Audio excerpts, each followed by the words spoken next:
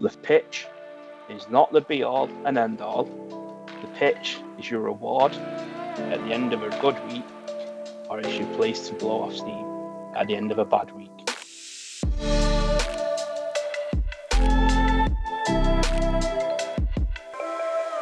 Welcome back to Lose to Win the podcast. Myself, Jack, and we've got Ben this evening. Unfortunately, no Josh. Josh is off saving the council, doing something with some sort of IT issue. So it's just me and you, buddy. But we do have a guest waiting in the wings, which we will come to shortly. He's not a Bournemouth man v fatter, so there's obviously no reason for him to hang around for the first little bit. But yeah, no Josh. So just me and you, baby. How's things? Yeah, good, mate. Not too bad. Josh dealing with the Microsoft Word outage. Affecting PCP. Yeah, they probably just got the bin timetables all messed up or something like. So he's saving that, isn't he? He's doing something. Well, that will create merry hell, wouldn't it, around here? Doesn't take him much to fuck it up, does it? To be honest. No. Let's be fair. Yeah, but I'm good, mate. I'm good. Had a good week. How about you? Had a good week?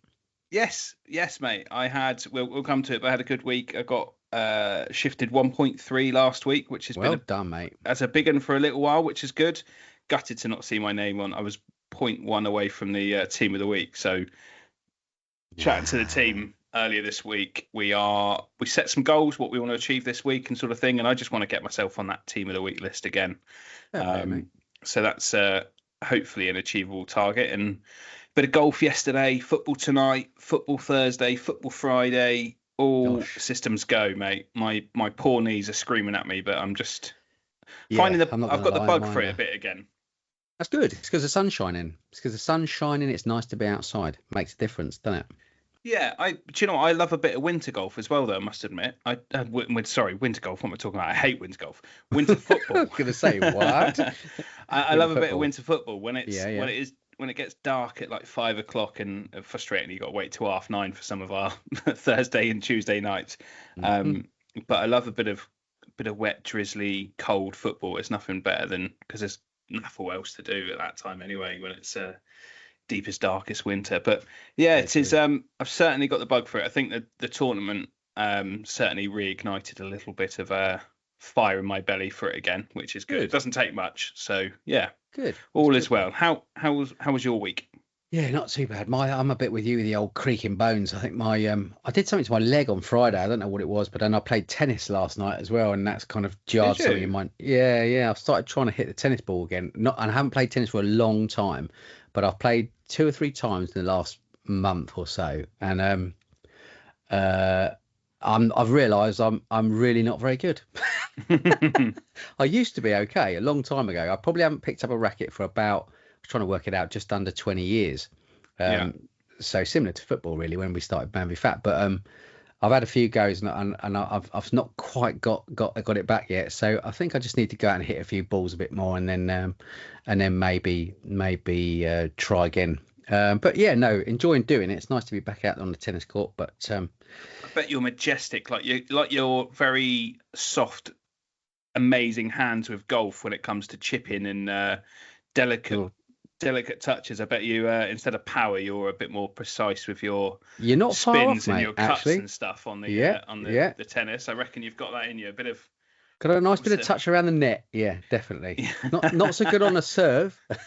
No. Not so good at the baseline rallies, but certainly, yeah, touch around the net I was always quite good at. So, yeah, fair shout, mate. Yeah. Have you been playing with Tim? Because I know Tim's quite avid. Yeah, so Timmy invited me down on a Monday when he plays, and I went down and had a go, and then I've been back a couple of times since. They're at much higher standard, and I feel bad because I'm really bad, and they do like training down there, so everyone's actually a fairly decent standard. Yeah, so they're just a training session. It's not just going down and whacking a load of balls. It's a proper training session, and I'm just a way off, and they're all playing matches and stuff, so I feel a bit bad for them because I'm not really giving them much of a game.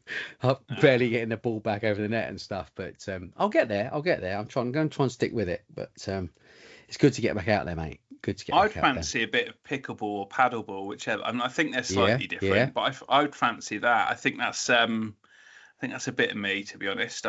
There's no the only local ones I can think of, like this West Hants club over this way, and I think David Lloyd have got them.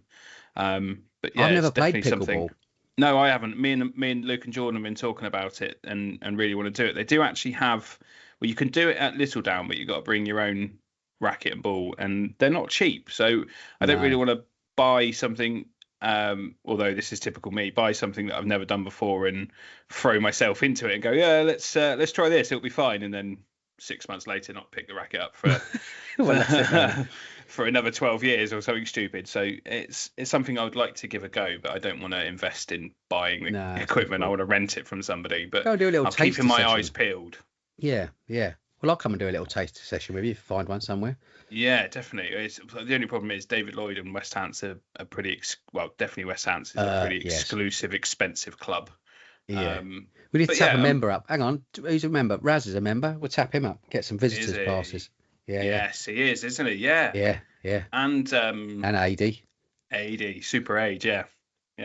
Anyway, we've digressed slightly talking about our own little hobbies, but it's all good. If anybody that listens from the community knows of a pickleball or paddleball club or somewhere that we can have a little go at it, please let us know. I fancy drop us a line. Go.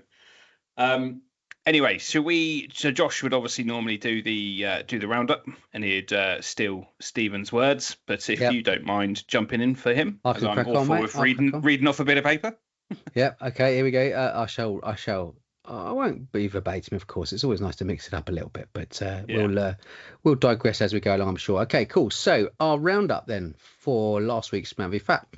So I'm going to say something that may well divide the community. Some will be delighted with the comparison. Others will hurl down their phones in disgust, and I accept no responsibility for any damage caused.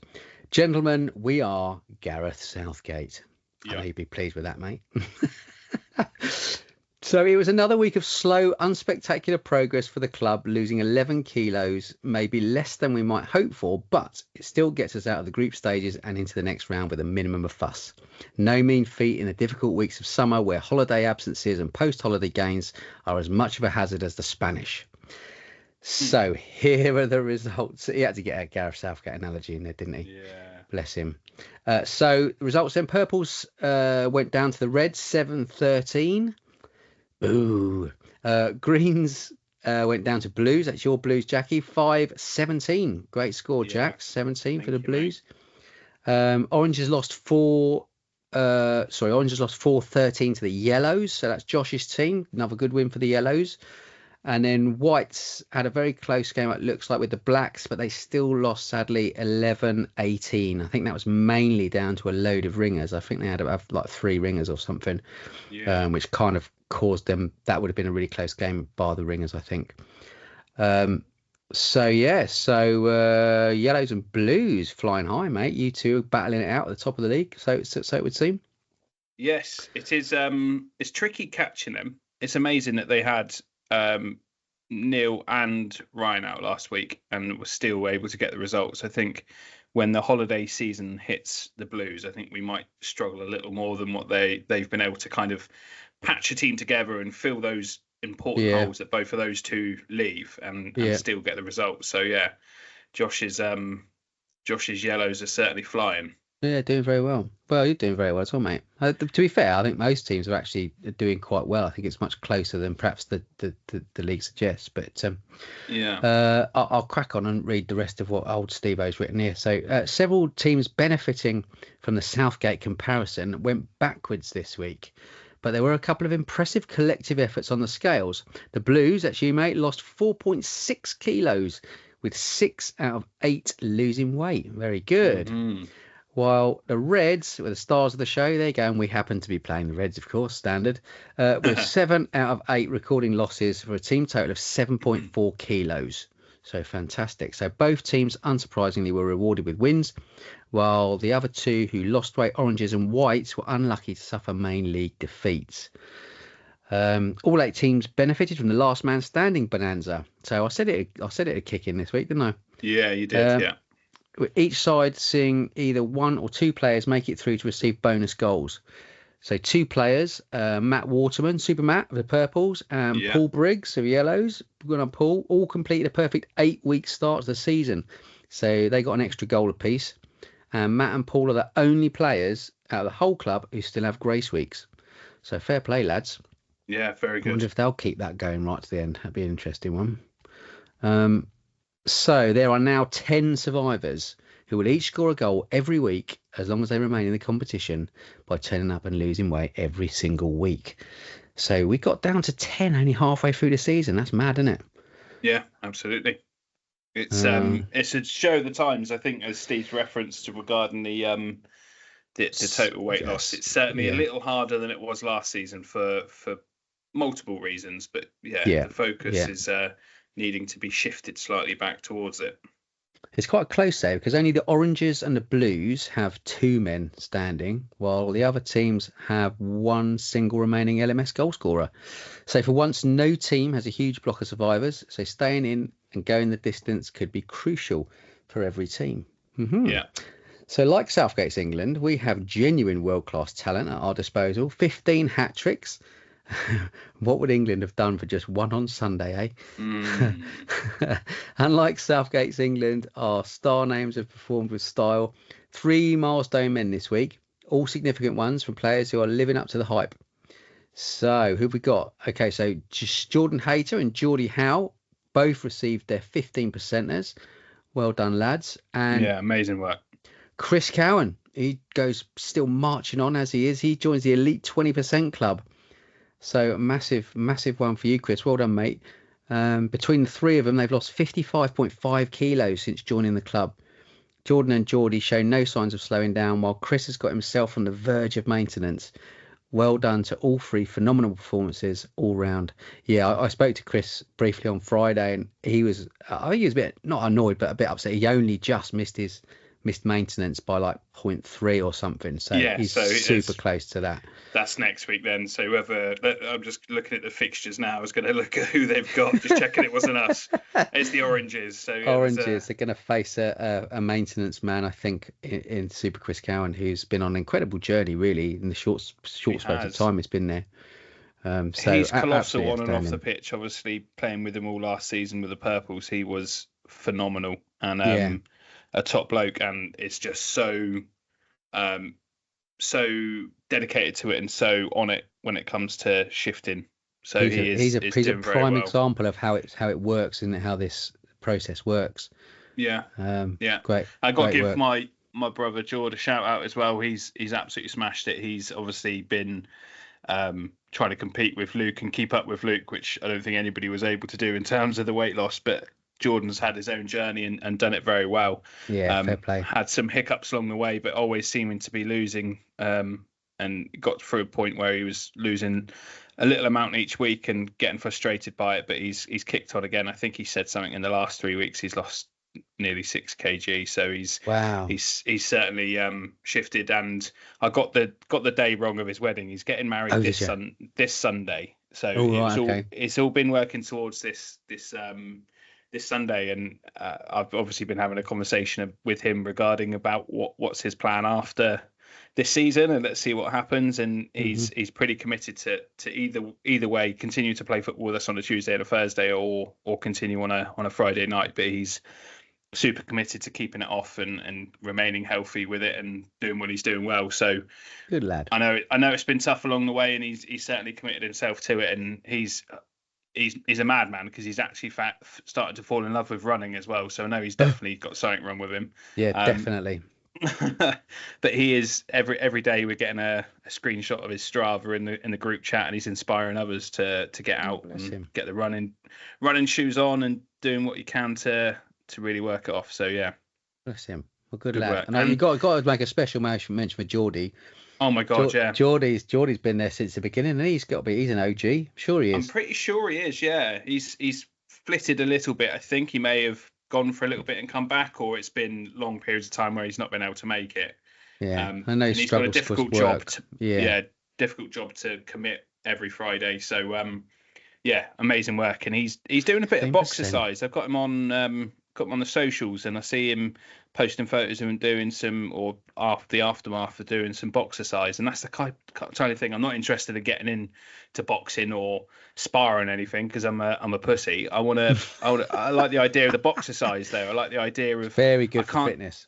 Yeah, you can't just put me on a treadmill, or that just don't work for me. I need to do something, or work towards trying to do something. So I'm going to tap him up after give it a go. After the summer. I think when other things have settled down with golf and other commitments, because I just won't ever see my family if I start doing something else as well. You better see him now, son. I know.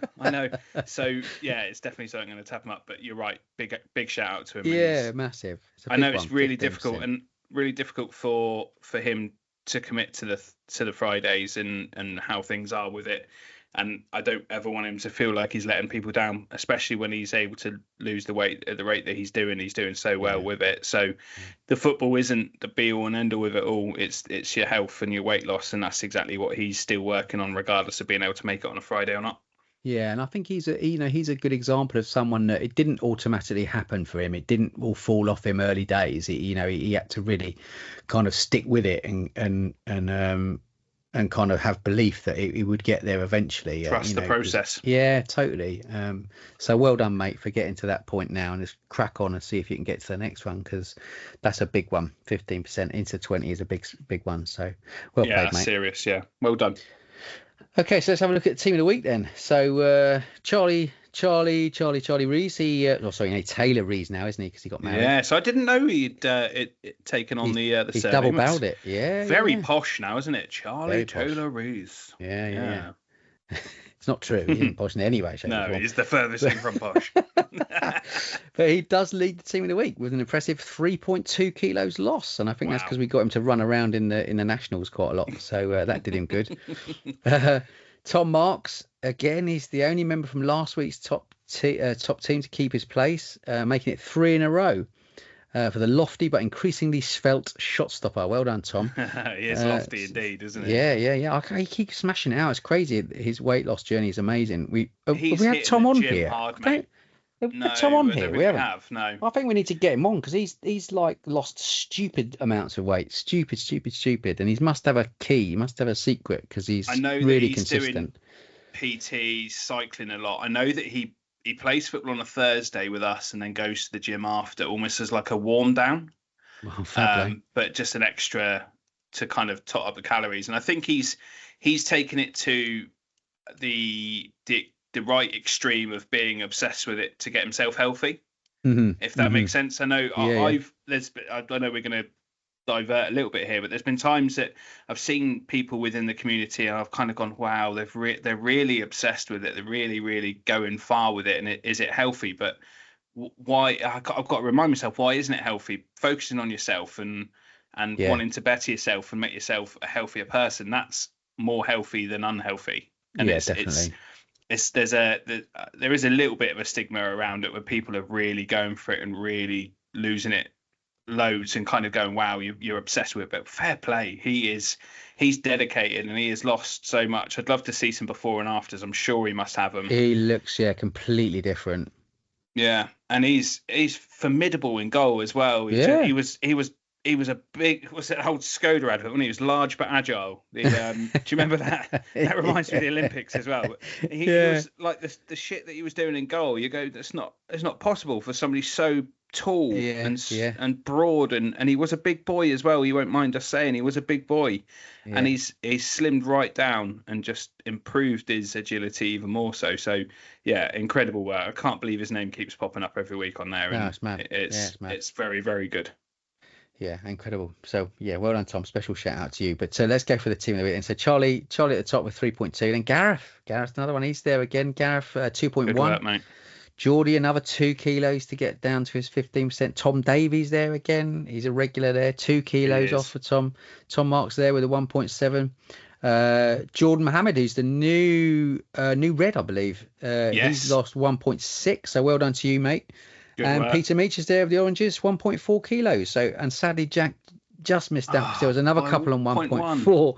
Well, Josh and Russ were there as well with 1.4. So well done, boys. Joshy crept onto the team of the week sheet again, and you missed out by 0.1, mate.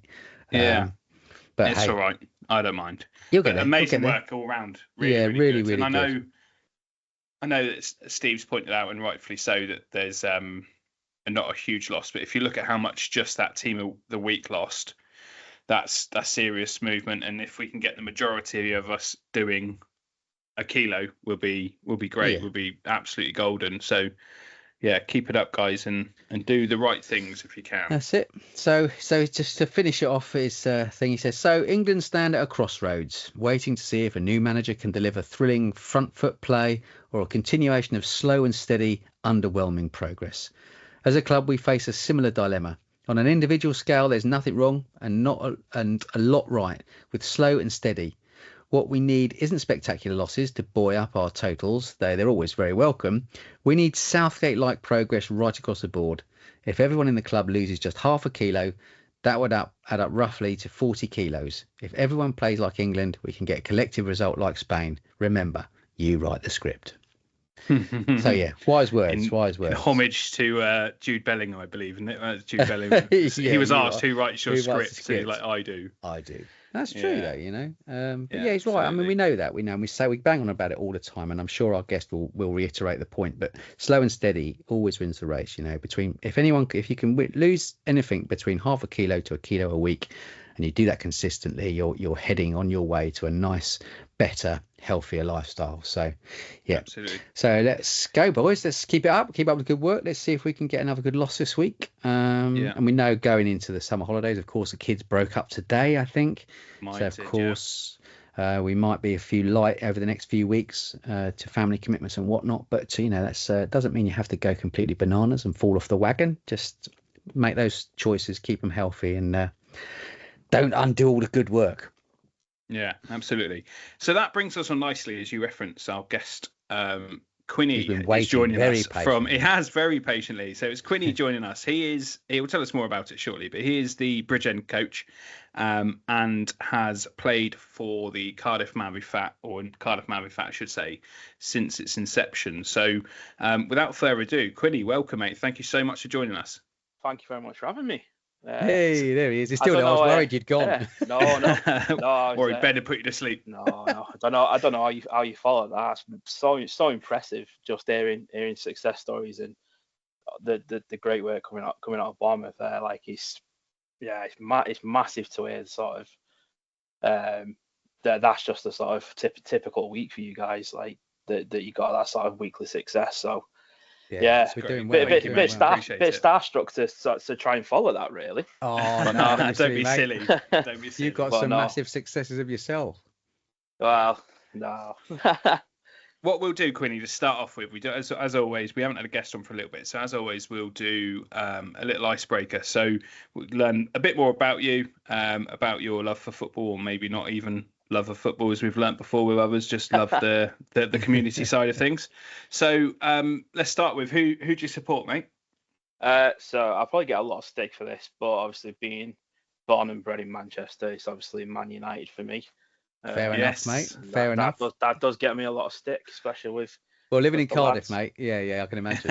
Yeah, you're a long way from home. I know. But it's the same, Josh, isn't it? I'm sure you'd be quite pally. You could talk Man United for hours, I'm sure. Yeah, especially with the transfer work they're doing at the moment. There's a shift at that club. Yeah, it's definitely with the Dean Ashworth stuff going on and a new proper exec as well. Yeah, it's been surprising that we're actually doing some good business instead of sort of paying 200 million for the sort of cleaner of a Division 3 club and giving them a 50% sell-on clause. So I feel surprised, and I don't really know how to feel at the fact we're actually doing some decent business ones. But it's got to be good, isn't it? It's got to be a good feeling. I think. Yeah, it's good, but I'm still getting the Gaviscon ready for another season of Heartburn. So I'm still not quite over the sort of abuse of the last couple of seasons, but no. Well, if you listen to what Ten Hag said, he was the best manager in the last couple of seasons, other than Pep. He come out with a classic line. He's up there. But I think some really, I'm not sticking my neck out the line. It's not hidden from anybody to see. I'm convinced United will be back within the next couple of seasons. You'll be challenging again. I'm sure of it. You're a sleeping giant. You just need the right people at the top to make the right decisions, and leaving it to the Glazers for so long just didn't help you in any way. And when you got superstar returning, going, the training ground hasn't changed since I left. You got to question what's going on at that club. They used to be the best in class and ended up dropping themselves well below that. And I think because greedy people got involved and wanted it for the money rather than wanted it for the right reason. So yeah, interesting. So that being said, who is your all-time favourite Manchester United player, or a different club maybe, but I'm presuming it's Man United? Yeah, always. My favourite all-time player is David Beckham. Always has been. Oh, good man. Since Good choice. First saw him as a kid to the day he retired. I've loved that man. I have frequent arguments with my one of my assistant coaches who loves to wind me up, and I can't remember where the argument came from, but we'll always argue that Matt Le Tissier was better than Beckham as like one of the greatest English players, and I know he's winding me up with it, but it literally boils my blood. I will defend David Beckham like till the day I die, and I die on that hill. And sometimes at a session, he'll just bring the conversation up just because it's a little bit too quiet, and he just needs to wind me up. So Bex is my all-time favourite. At least Bex doesn't have the far right mad views that old Tiss has now. That got him sacked from Sky Sports. That's very, very true. I do love the meme that goes around this. Yeah, I do love the meme, like this sort of meme of him thinking, just anytime something sort of like batshit comes up, and it's just like, well, what would Le Tissier say? And that's all my comeback now.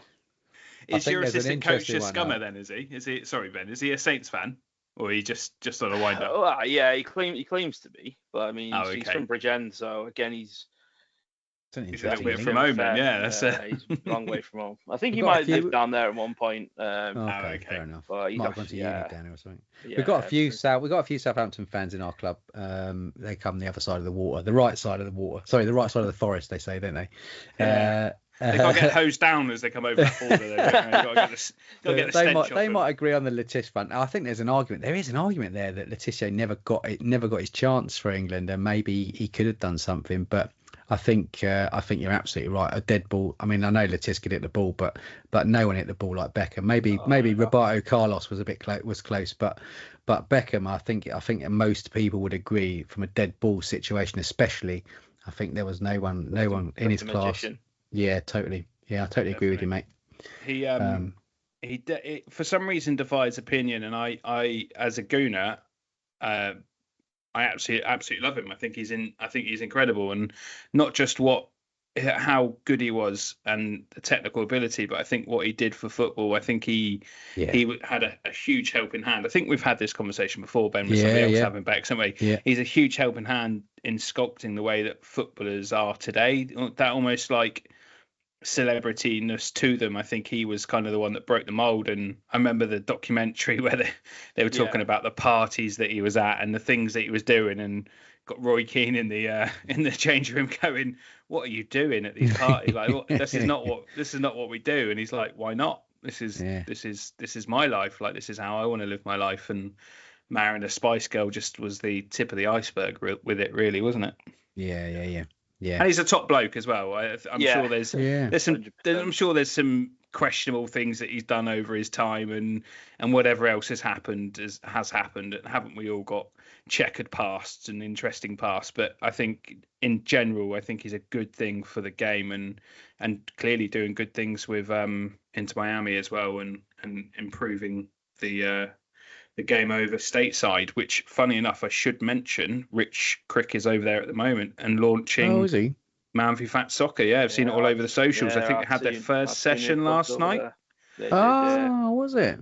Yeah, it's worth. I'll share on our socials and I'll send it over to Ben as well. It's there was a proper, as you'd imagine, if you imagine like a university, a US university, where they have those seats that they will sit and stand like in the movies. I can't think of what it is, not individual seats, but they're all just kind of sat on those, just exactly how you'd expect it to look in the States. They're all sat there for the group photo. It's just so typically American. It's hilarious, but incredible. Good luck to him.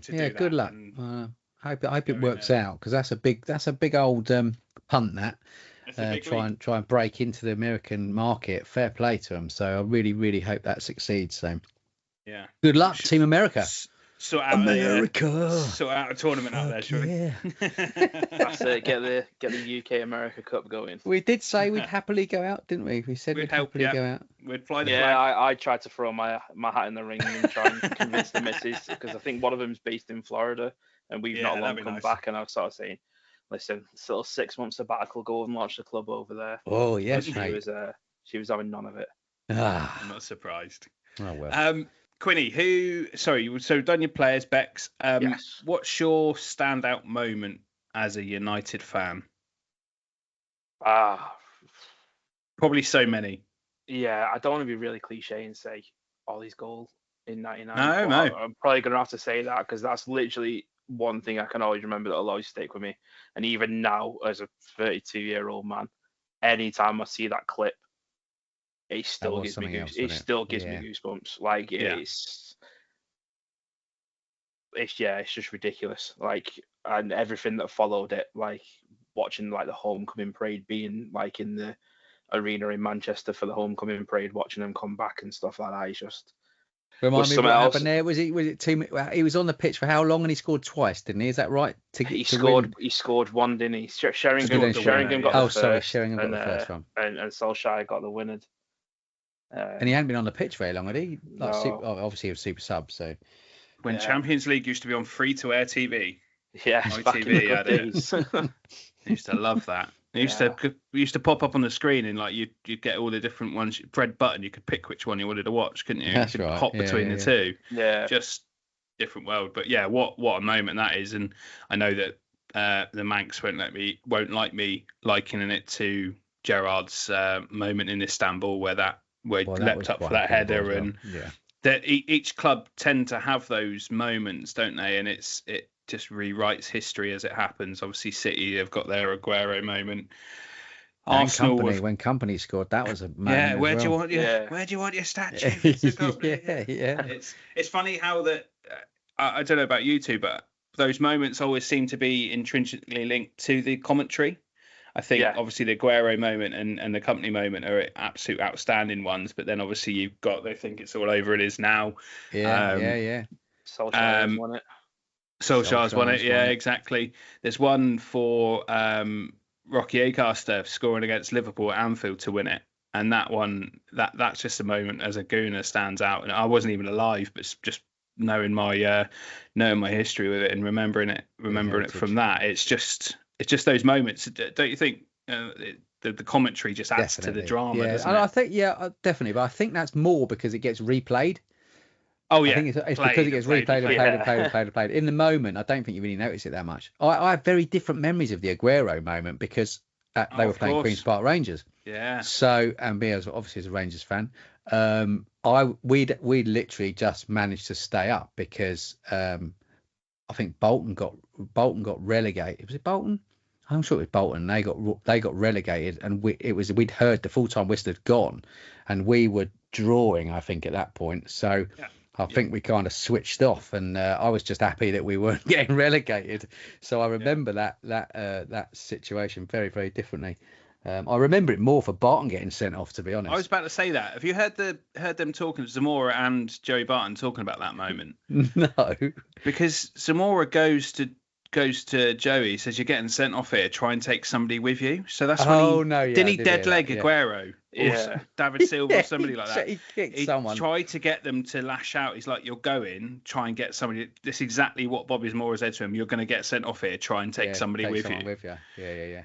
And it's just a mad concept, isn't it? And obviously Zamora saw it happening in front of him. No, that's shithousery to the hilt, isn't it? But Joey Barton's getting everything he deserves now. The horrible piece of shit. So anyway, less spoken about. Sorry, that's complete digression. Let's get back. Let's get back to Quinny here. So you've got your team, we've got your player, we've got your moment. Let's talk about your Man v Fat history. So as I mentioned, you are the coach at Bridgend, and you'll tell us more about that as well. But let's start with when you first joined your Man v Fat. So that would have been playing at Cardiff, wouldn't it?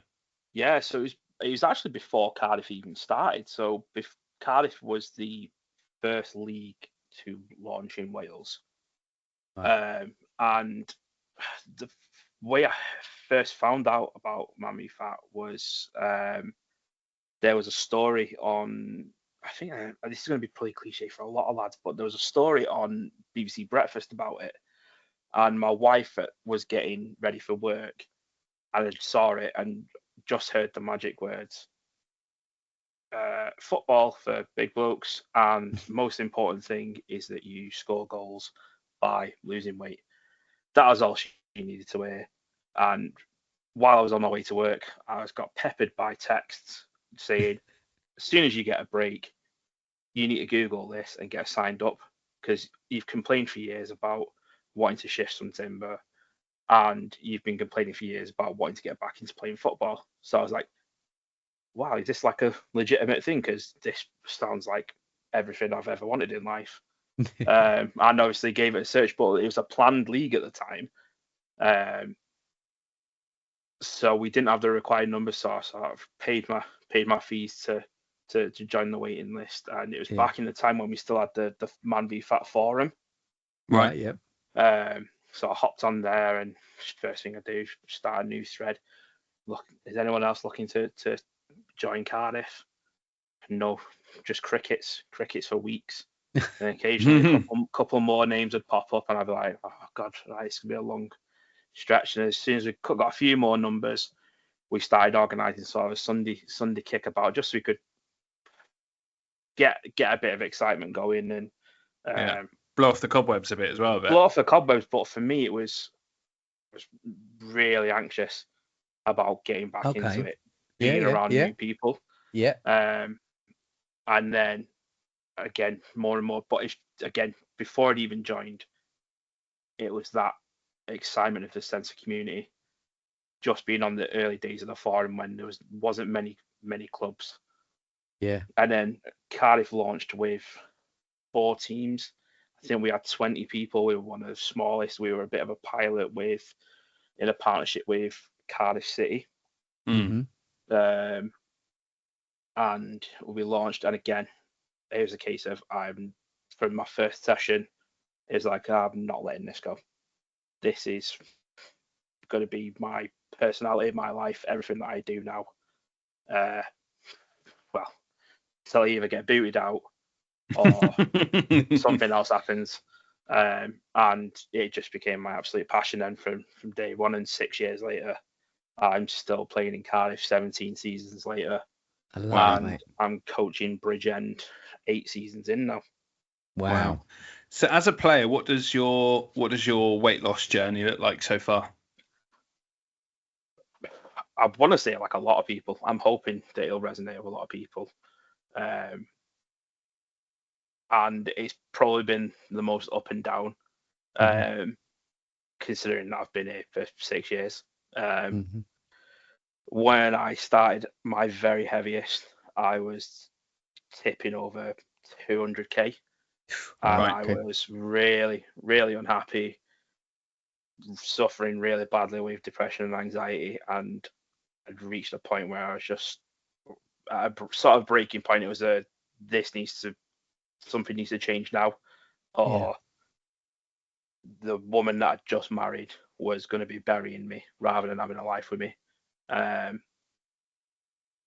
So I'm still searching for the perfect recipe for weight loss, but I'm 26 kg down now. Well done. Well done. Since then. So for me now, my Man v Fat journey is making sure I'm in the green each week. I've reached my thing now where, because I'm in it now for the long term, as long as I'm down each week and I'm contributing to my team, I'm content with that. I just want to chip away, because I've done things before where I've tried to do big losses. And then it goes straight back on a week or two later. I've tried to chase milestones, get within a kilo or 2 of them, then have a bit of a bad period, and then put it all back on and start from scratch. So I'm trying to find my thing that works for me now, in terms of just focusing on week by week, making sure I'm in the green, getting my hat tricks, chipping away towards milestones, and making sure that I'm just trying to support my team as much as possible. And fair play, mate. focusing on myself basically. And yeah, I bet you've tried all basically. I mean, you've been doing it for 6 years. You must have tried practically everything. Pretty much everything. Yeah. Every sort of fad diet you can think of. The thing that I've settled on that works for me the most is intermittent fasting. Yeah. And I think that's probably, if we got paid for every bloke in Man v Fat who said into the words intermittent fasting, Yeah. we'd probably all have free memberships. Yeah. Yeah. But just that is kind of turning into my sort of sweet spot now.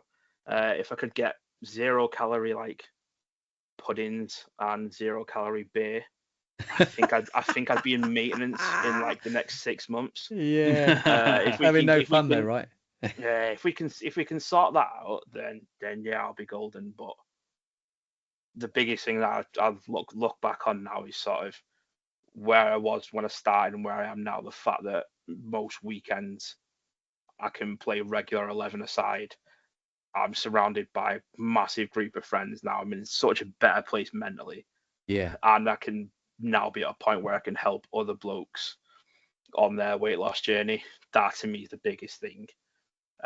All while at the same time still chipping away myself. That's great, man. Biggest things.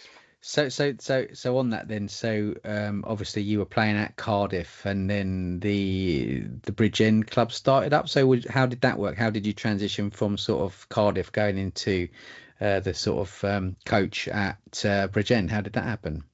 So when assistant coach now. So when the original player facilitator position came up, yeah, myself and the current Newport and Cardiff coach, Stan, Stan, we were the first two, I believe, in the UK. So we were the first two in the UK, and we were the PFs for Cardiff. Right, cool. So we've basically together have done the full journey. So as Stan sort of branched off, took over as Newport coach, then took over as Cardiff coach. I was the PF and the assistant coach all throughout that natural journey. And I reached a point where I was just like, I want this. I want to do this. This is, I've seen behind the curtain now. I want to do it. I want my own club. I want to be able to help lads. I want to be able to repay what my previous coaches have done for me. Yeah, nice. And I want to be able I want to get out there, and I want to get as many people involved in a Man v Fat as possible. I want to get as many blokes feeling this buzz that I have week in, week out. So at the time, Bridgend had just started, and it was about halfway into the season one, and I got asked if I wanted to cover a session because the coach was on leave, and I was like, absolutely, don't have to ask me twice. Sign me up. Don't know where Bridgend is. Probably couldn't point to it on a map. But listen, I'm going to get in the car with the missus. We're going to go and have a fun Friday night out. This is my idea of romance. So I went to cover. I covered my first session, and then it transpired that he just left the role. So that it turned into what was a temporary 1-week gig. I was just asked, do you want to take over the club full time? Because I knew a couple of lads up there who were ex-Cardiff players who had obviously joined Bridgend because it was closer to home, and I bit my regional manager's hand off. And once I'd had the conversation with him, I then realised, what have I just done? And then I had my first session as a solo coach, and I remember walking into a changing room at a school in an area I had no idea of. I'm thinking, I've got no idea what I'm doing here. Oh, mate. And these lads just came in and were like, oh, yeah, you're all right. And I was like, I feel like I've never been to a Man v Fat session before. I've got no idea how it works. I was like, I'm sure I've been doing this for years. Yeah. But just forgot it all. And the rest is history. And it's the greatest thing I've ever done. Oh, mate. So forgive my not knowing exactly where Bridgend in respect to Cardiff. How far away is it from Cardiff? can tell you it's about a 25-minute drive from Cardiff. Oh, okay. So it's not too far. I try and do it in miles, but I'm rubbish with stuff like that because I don't drive. I don't drive, so I'm rubbish with stuff like that. So you're only half an hour away. That's not too bad. Exactly that. Yeah, it's just literally a cat stick on the M4 further on into. It's not too bad for a drive. Having done it plenty of times for work, it's exactly that. One thing I just did a little bit of research. I did mute myself because I was on my phone and it played out something. But I just realised you're so modest, mate. I didn't realise that you guys won best new club last year at the national awards. We did. Well done. I would be starting with that if I was you, mate. Not hiding it. Lead with that, mate. What an achievement, mate. That's incredible. There's a great picture of you holding the dish with a great big smile on your face, mate. So, mate, that's insane, mate. That's so good. Love that. Yeah. So that was at the end of, I want to say, season 5 for us. So when we actually won that award, we'd probably had. It was a whirlwind. So I took over. We were 4 teams, and we had, I want to say, 19 players. And then as a club, the guys just bought into it so quickly, and they bought into just not being just a league, but being a club as well. And we just expanded. We went from 19 guys to under 70 in a season. Wow. And I mean, Bridgend is not a big area by any stretch of the imagination, and we just things just went chaotic. We dropped doing like 250 kg a season, and we were like, we might be onto something here. We might be doing well. And then the award nominations came in the end of that season, and I think we ended up with nine nominations. Wow. And we walked away from the awards that year with best new club, and we took home community hero as well for one of our players, Dave, who does a ridiculous amount for charity, and was really well deserved. But I always forget about that because that's incredible, mate. And obviously, I big the guys up a lot, but that has to be down to you. That has to be down to you to come in. No. Well, you've got to be the conduit to start it off. I know it takes the community, but I say this to the guys a lot, and partly some work goes into it, but I'm just the idiot that sits there with scales and a laptop on a Friday. It's the guys that are week in, week out, and you'll notice yourselves as players. It's the guys' hard work 7 days a week that is all down to the club's success. I can sit there, and I do sit there, and I give him grief, all amounts of grief during the week. And sometimes I'm really hard on him. Sometimes I'll motivate him and I'll give him that soft hand. But everything that's good that's come out of Bridgend, it's been because of the players, and they make my life so easy because there's not a lot I have to do, because they motivate themselves, they buy into exactly what Man v Fat is about. And I think that goes without saying I'd say, I was going to give it a percentage, but I'd say 100% of the clubs around the UK. And a lot of coaches will probably hate me for this because I'm taking away their shine, but it's the members, it's the players that make the clubs. The coaches do a great amount of work, but I think that a lot of the success goes down to the players. Do you know what though? It genuinely is about getting the culture right. And I think one of the problems that we had as a club when we first started, you've probably heard the story, but we had a bit of a rocky start with our club. We had a couple of different coaches come in and out and some temporary coaches, and it was all a bit of a nightmare. And it was Steve who came in as a coach who basically kind of gelled everybody and made us more of a community and more of a club, as you say, rather than a league.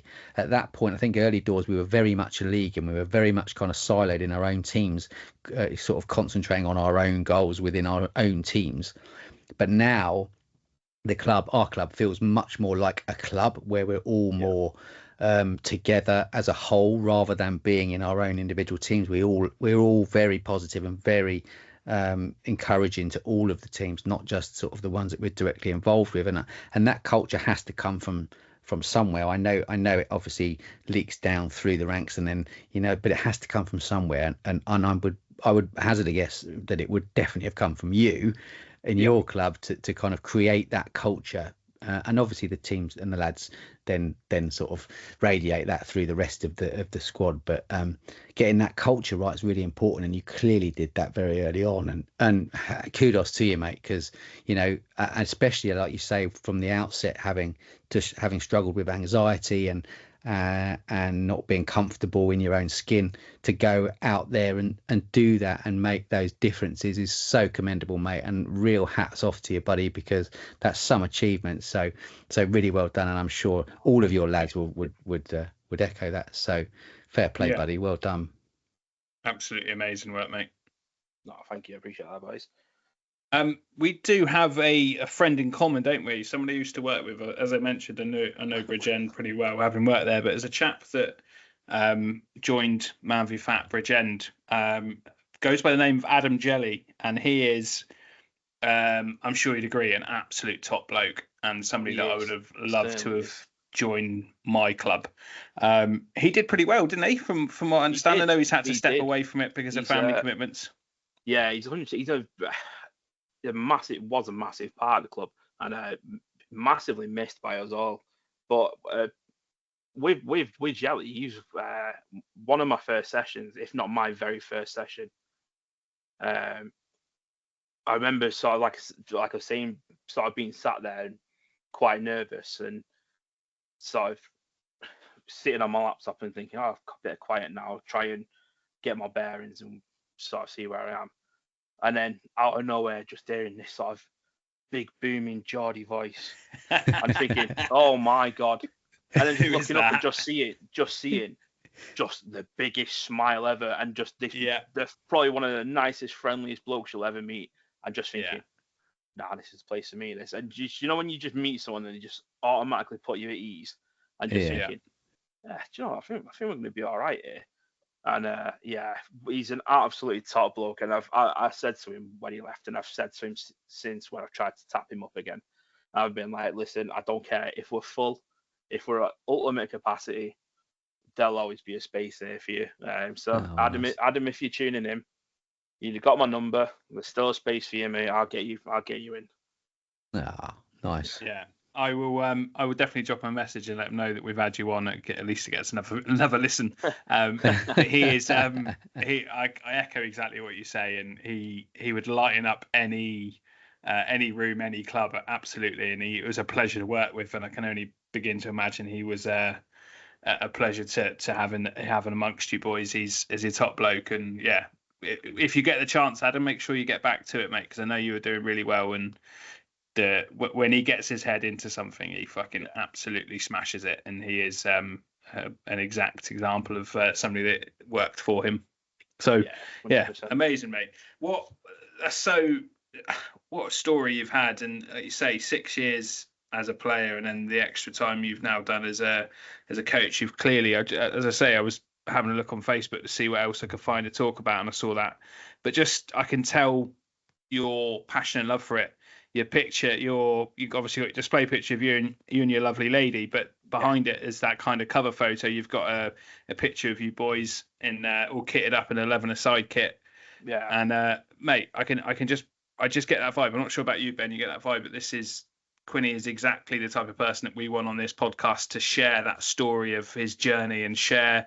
Absolutely. That it's not all about those people losing 50, 60, up to 100 kg. No. Those stories are amazing, but they're just not as common as they seem. And the people, I consider myself very similar to you, Quinney, and I hope to be still involved come my 6th year anniversary. I think we're almost at 3, aren't we, Ben? So I'm almost halfway there. I think we're at 3. I think we've just gone, 3. Or we're going to be there. August, I think it's going to be 3. Yeah, 3 years. So I hope to still be involved in any way I can be at that 6-year point, and giving back as much as you have, even just a quarter of what you've done, like giving back. I would love to be able to do so, mate. It's amazing. It's like I say, it's not all about those massive losses. It's about how it's changed people's lives, and it's given you something to focus on, something that you can get yourself stuck into,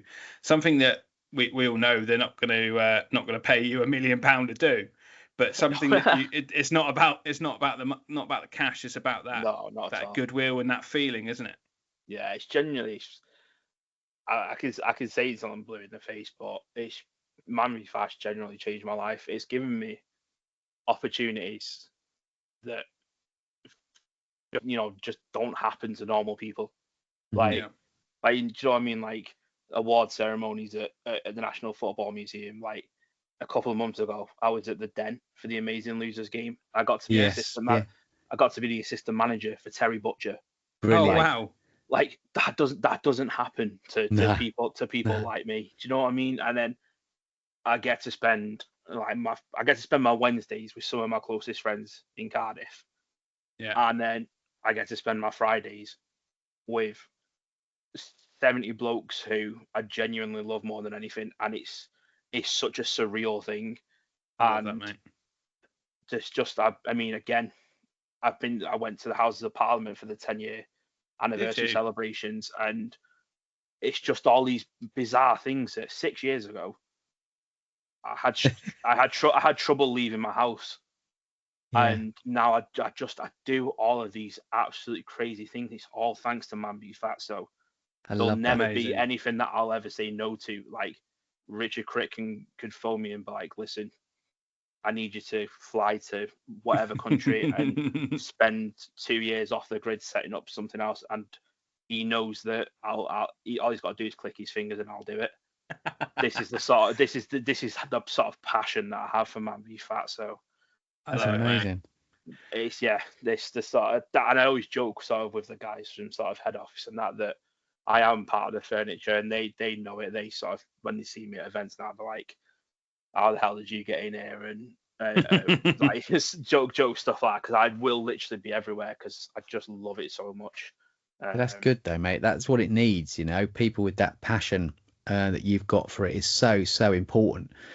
And it's really interesting. So you would have been at the awards this year. I mean, we would have seen you there, I'm sure, because we were there. I couldn't go. Oh, you weren't there? Oh, bless you, mate. I can't remember. I'd literally just been in London the week before my wife. Okay. So I had no more brownie points to spend. Because I was gutted because one of my guys won the MVP award. So I was sat glued to my phone at home, nice. Like, waiting for the text updates to come through, and I was like, come on, just like, I hate not being here.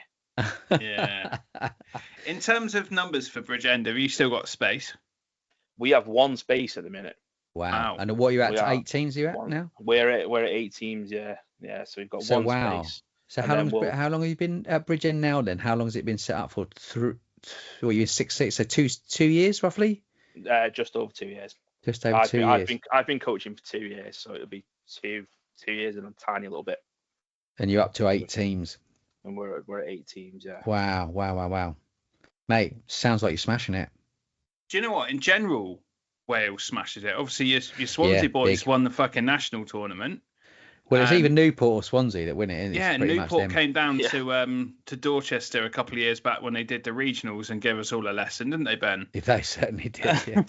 Yes. Mate, it's thriving. I think I've spoken to Rich about this and some others. It's definitely thriving in Wales, and I can imagine if the rugby side of things takes off, it's got an opportunity to thrive even further, isn't it? Yeah, I mean, Wales is a region we try and pride ourselves on that. Like, as Welsh coaches, we're so involved. I want to say we're so involved in each other's clubs. That sounds wrong. It's not like we all sit there meddling. I know what you mean. We're really, really close. So as a group of coaches, we're constantly talking, constantly networking, constantly working together to try and develop new ideas and new ways of working that will benefit our clubs. Nice. So as a region, we're constantly trying to evolve. We're constantly trying to come up with new things that potentially we'll trial first in Wales, and then we'll go to HQ and we'll go, this is a fantastic idea. These are the results we've got. We really think this could work for other clubs.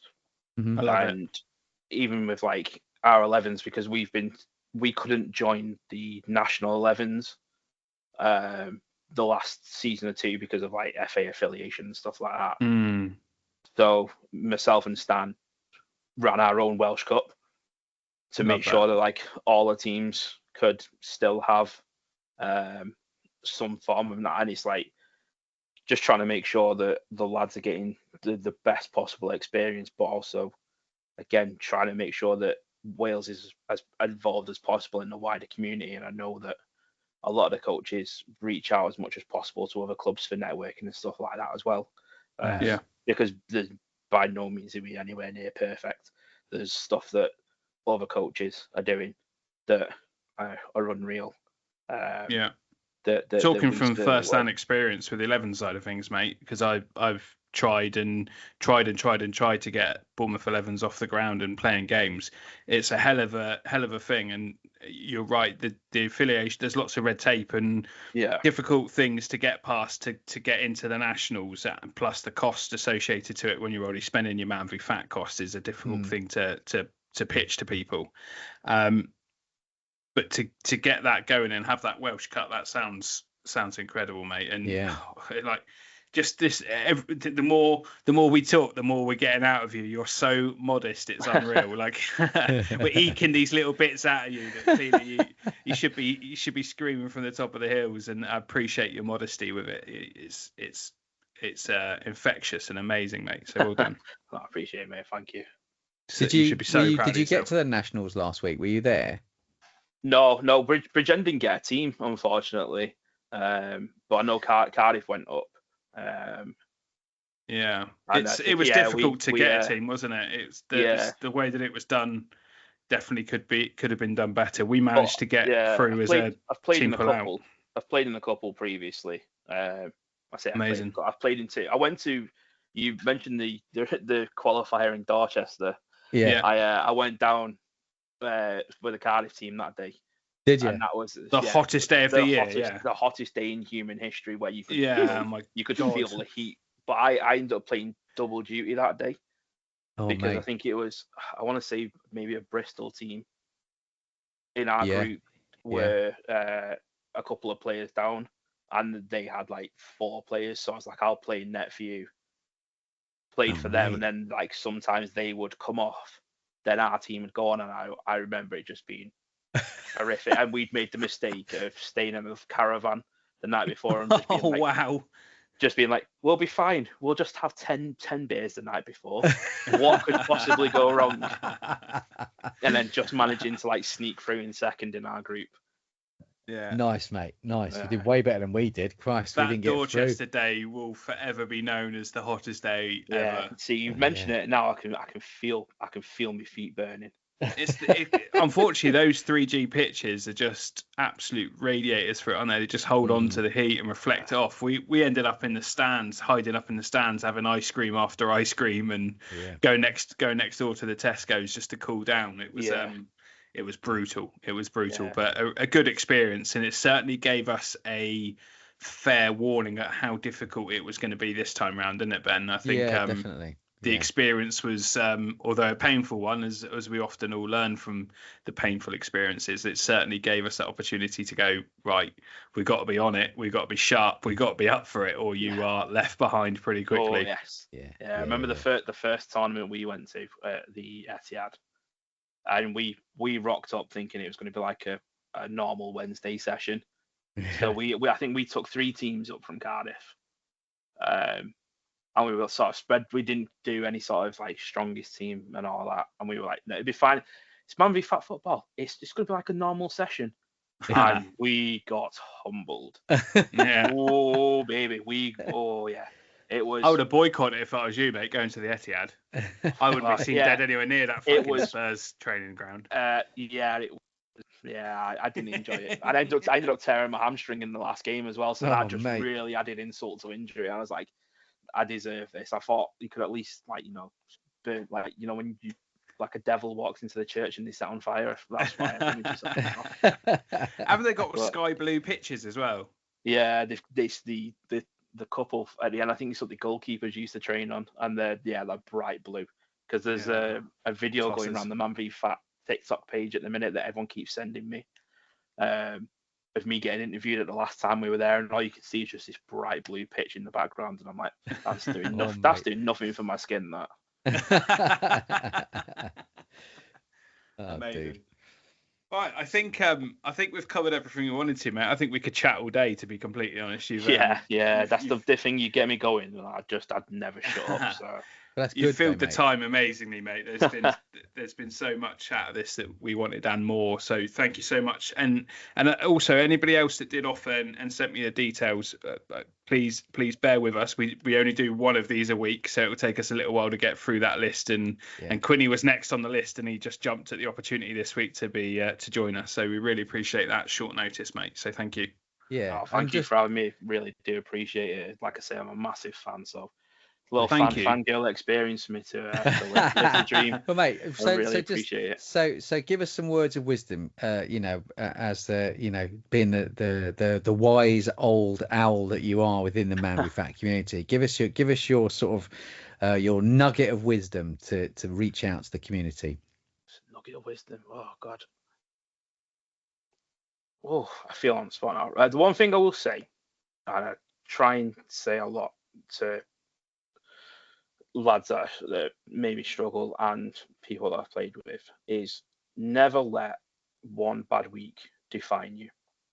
I've seen people who have gone, I've had a really good week, and will have maybe a 0.1 gain, and will let it ruin the session for him and ruin the next couple of weeks.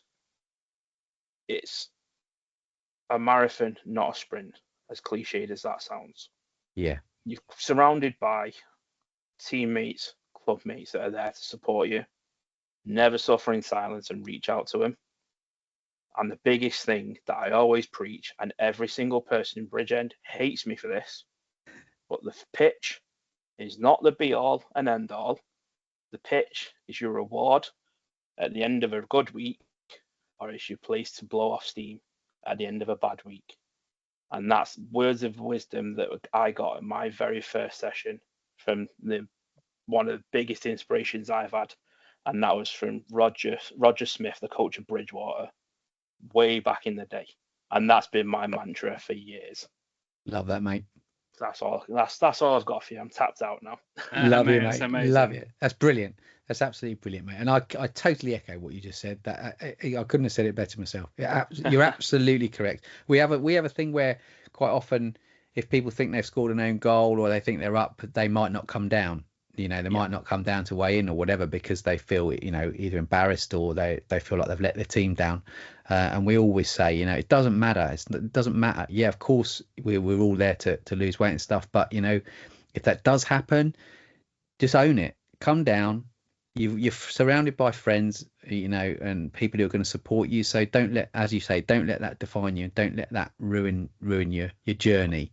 That's it. You win as a team and you lose as a team. Of course you do. And that's the biggest thing. If you're having a bad week and you suffer in silence in your team chat specifically, and don't reach out, then there's no one there to support you. If you say for like a Friday session, you've had a bad weekend and Monday comes around, and you're not reaching out and saying, hands up, lads, I had a bad weekend. Yeah. Reaching that support, then come your next waiting. You've had a week there where people could support you and get behind your team. That's the biggest thing that could turn that week around. Yeah. Rather than going, I'm going to bury my head in the sand. Yeah. Totally, mate. Very, very wise words from a very wise man. We're honoured to have had you on, buddy. No, thank you, guys. It's been a pleasure. Thank you, mate. Before we disappear, Ben, have you got anything else you want to cover quickly? I know you've got a couple of minutes. Yeah, well, I think was there any interesting transfer talk? I won't go into fantasy football because that's kind of Josh's thing, and I won't we're not even there yet, so we won't bother with that this week. But any football talk, any transfers caught your eyes, anything? Man United, with any Man United transfers, dealings come up? They've been busy. Any interesting ones caught your eye, Quinny? Wow, we've had Xerxes, haven't we? And Xerxes, Yoro, is it? The young lad, the defender, yeah. So interesting. I saw somebody say he was a cross between Palmer Cole Palmer and Chris Kamara. Yeah. I can't see it. I can't unsee that. That's ruined my season now. Poor It did lad. make me laugh. It did make me laugh. I'm trying to think if there's anything else. I saw that Gooners, anything from the Gooners? We got that. I'm going to pronounce his name terribly. California, whatever his name is. The Italian left back. Oh, okay. Calafiori. I think that's I'm terrible with my pronunciations. Until I hear somebody say it, I won't be able to say it properly. But that seems like it's very close. One thing that's interesting is there's a young lad who scored 32 goals in 20 games for Arsenal under 18s. Chido Obi has decided to not accept a new contract from Arsenal and has become a free agent. So it's definitely a name that is. But I'd be very surprised. With us, he's had a tour of Carrington, hasn't he? I did see that the other day. A lot of German clubs. He's Danish, isn't he? A lot of German clubs are interested in him as well. So he's he's a Danish under 17 international regular, and then has also played the under 18s this season, and I've had an absolute flyer for Arsenal under 18s last season. So it's a bit of a kick in the bollocks. Let's hope from a Gooner side of things that he falls flat on his face and it doesn't work out. But yeah, it's definitely a name to keep an eye on. Fair play. I know that Guardiola's come out and said that Pep's going nowhere, so I know that Eze was being linked with City as a replacement. Not that he would be a direct replacement, but more that it would just be free up some money for them to be allowed to spend, I presume. That's an interesting one, though. Eze to City. I don't know if he'd go. Do you know? I don't know. Why would he?